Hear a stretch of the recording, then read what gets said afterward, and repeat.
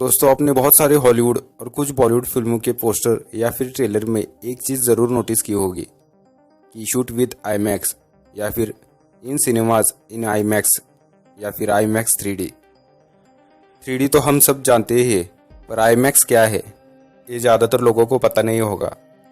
तो इस वीडियो को अंत तक ज़रूर देखना और वीडियो के ख़त्म होते ही आईमैक्स के बारे में सब कुछ जान जाएंगे। तो लेट्स सी।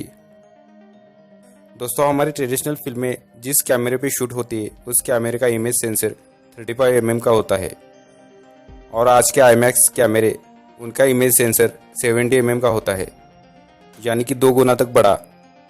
फ़र्क सिर्फ साइज़ का नहीं है। दरअसल आईमैक्स एक हाई रेजोल्यूशन लार्ज फॉर्मेट है जिसमें फिल्म प्रोजेक्टर्स और बहुत बड़ी स्क्रीन थिएटर्स का प्रकार है, जिसे कुल मिलाकर आईमैक्स कहा जाता है। आईमैक्स की शुरुआत एक्सपेरिमेंट के चलते 50 और 60 के दशक में हुई थी, पर वो उतना प्रैक्टिकल नहीं था। जापान और अमेरिका के कुछ एक्सपो में आईमैक्स को दुनिया के सामने लाया गया।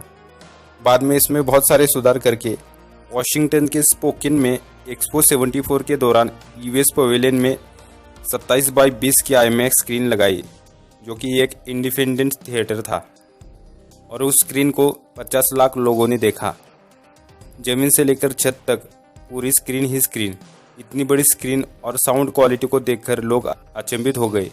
कुछ लोगों को तो मोशन सिकनेस भी होने लगे, क्योंकि आईमैक्स की यही तो खास बात है।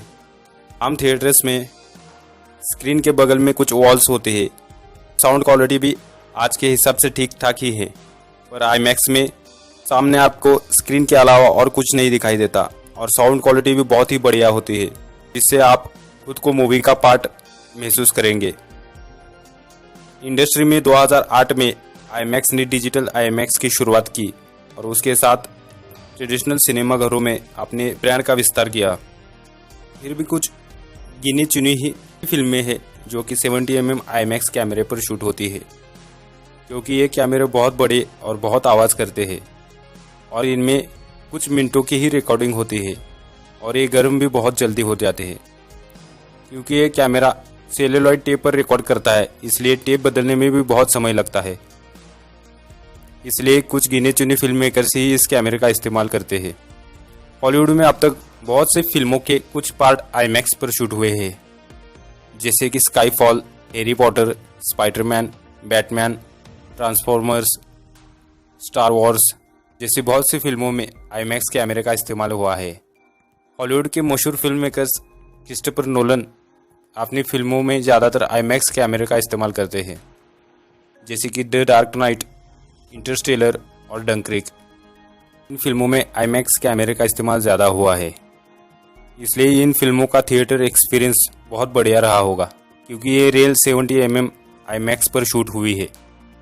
रियल 70 mm आईमैक्स की क्वालिटी कितनी होगी, तो सोचिए, हमारे 35 mm से 9 गुना तक, यानी कि हमारे आजकल की फिल्मों की क्वालिटी से 9 गुना तक ज़्यादा रेजोल्यूशन, और वो भी बहुत बड़ी स्क्रीन पर। तो आप क्वालिटी का अंदाज़ा लगा सकते हैं।